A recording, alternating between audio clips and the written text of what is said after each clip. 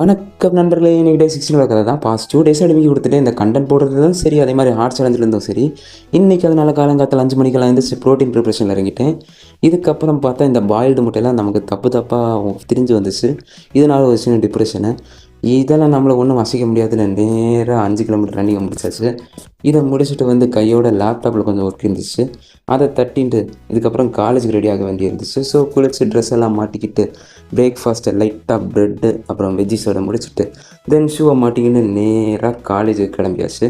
போய் பார்த்தா bus stand செம கூட்டம். ஸோ ஆட்டோவில் போயிட்டு லைட்டாக படிச்சுட்டு தென் இதுக்கப்புறம் வந்து பார்த்திங்கன்னா ஈவினிங் சீனியர்ஸ்க்கு ஃபேர்வெல்னு சொல்லிட்டாங்க. ஸோ அதெல்லாம் நடந்துட்டு இருந்துச்சு. நான் லைட்டாக தலையை காமிக்கலான்னு போய் அங்கே பார்த்திங்கன்னா செம கூட்டம் வந்துச்சு. ஸோ அறைக்க வந்துட்டேன். ஒரு சமோசா சாப்பிட ஆரம்பித்தது 4-5 சமோசா உள்ள இறங்கிருச்சு. இதுக்கப்புறம் மெயின் டிஷ்ஷாக கேக் வெட்டினாங்க.